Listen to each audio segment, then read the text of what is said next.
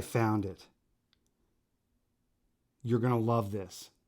Now, what I'm referring to, if you don't know, watch the first video. You got to see it. Essentially, I've made an assertion, and that is, not a conclusion, an assertion, that of the two Eusebiuses during the same time period of the early church councils, the Council of Nicaea, Eusebius of Caesarea, Eusebius of Nicomedia, I've made the assertion that they're either the same person or that Eusebius of Caesarea was used to remove the ecclesiastical church history from the hands of somebody who ended up with Christian views different from what was established by the orthodoxy. The first video establishes my position and evidences, but I found more evidences.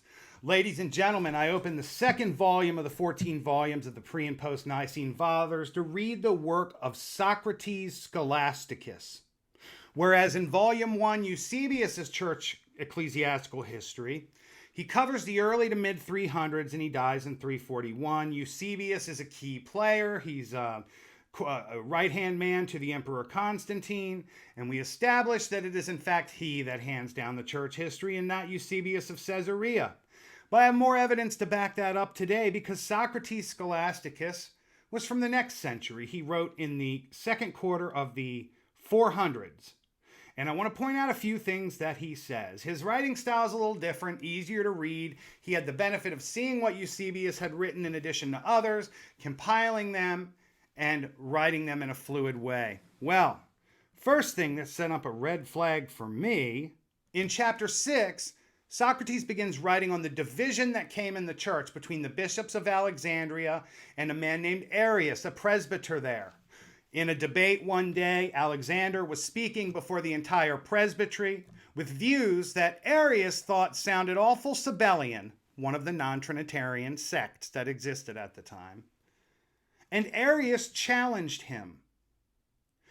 After Arius challenged him, many Christians, and from the leadership down to the average everyday Christian, developed this belief, and it was comfortable for them, and it's what they wanted. But Alexander was livid, and he wrote a letter, and that letter went out to all the bishops across the church. Let me read you a few things that Socrates has to say first. He calls this debate the evil which spread through the church leading to the Antichrist. And he says, quote, "But Eusebius in particular was a zealous defender of it," Arius's views. "Not he of Caesarea, but the one who had been before bishop of the church at Beirut." Eusebius. Not the one from Caesarea, but the one that used to be bishop of Beirut, now bishop of Nicomedia. Why would he need to say that at all? I've come across other parts in here. In fact, in this very same letter, he's writing a letter about a heresy started by Arius, and he makes reference to the fact that another Arius also believes it. And he doesn't qualify it by saying, not this one, this one. There's more. Once we get into the letter that Alexander wrote to the bishops all around the Christian world, in reference to this Arian heresy that is spreading, he makes these accusations.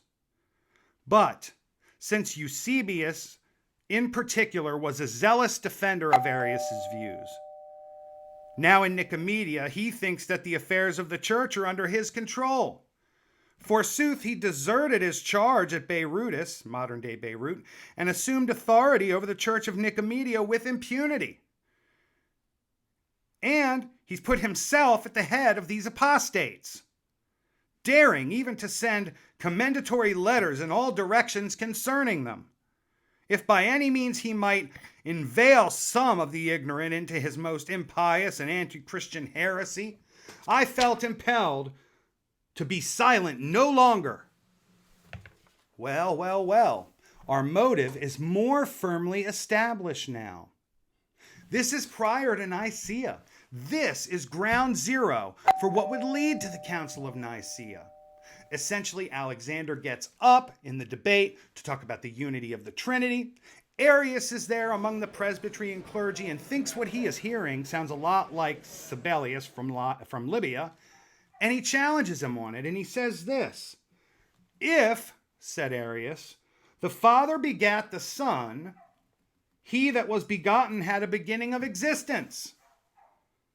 And from this it is evident that there was a time that the Son was not. You can hear gasps. Blasphemer! But think about what he's saying. There's something to this, right?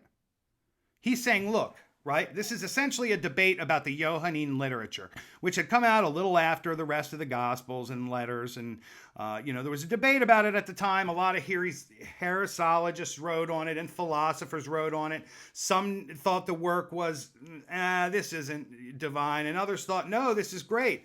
But really, think about it. It almost seems like the Johannine literature comes at a time right when it is needed to establish Jesus Christ's divinity in a way that's easy to understand. Look at how it starts out. In the beginning was the Word, and the Word was with God, and the Word was God. Jesus Christ is the Word. So we have this firming effect happening. But what Arius is saying is, look, John also says Jesus is God's only begotten Son. If he's begotten, that means he had to have had a beginning. God had to have made him.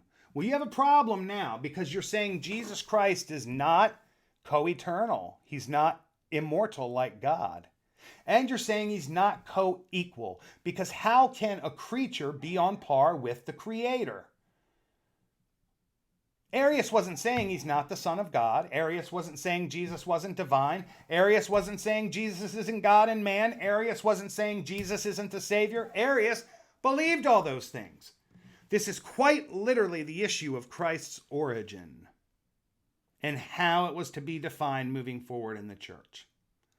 But as far as our conspiracy with Eusebius, this is well prior to Nicaea, and we see Alexander essentially attacking the view of Eusebius and Arius, and Eusebius is clearly in power. He's clearly the one with the pen. He's clearly the one setting writings from one end of the empire to the other, and they don't like him, and they don't like his views, and it's contrary to the Bishop of Alexandria, who believes these people are evil and ushering in the Antichrist. So, when you look at the ecclesiastical history of the church that contains the life of Constantine, the oration of Constantine, and his very own biography of Constantine, you can't hand that down through time and say, oh yes, this is the first ecclesiastical history of the church by Eusebius of Nicomedia, the man at the Arian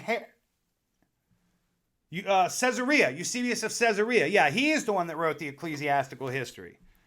You see my point? You see why it was important to create something to get the church's orthodox history out of the hands of Eusebius of Nicomedia? It's fascinating. Anyway, friends, if you can support us, please do. $1 is appreciated. Click on the link in the description for the PayPal.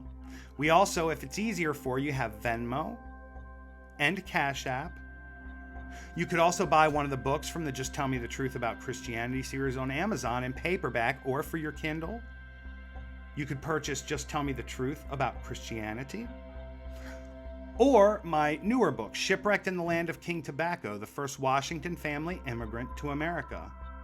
Last week we had 2 people actually win a free copy of it, which they're receiving probably as we speak, as they went in the mail late last week maybe. You could also jump on Teespring, check out a shirt or, a cool mug, the Cross of St. Andrew and Truth First Christianity. Or just continue watching the videos. We appreciate it. Like, share, subscribe. You can now join membership levels Deacon, Archbishop, and Crusader, all with different features. We really appreciate it. And I look forward to talking to you next time. God bless you. And as always, may your work today bear fruit. Thanks.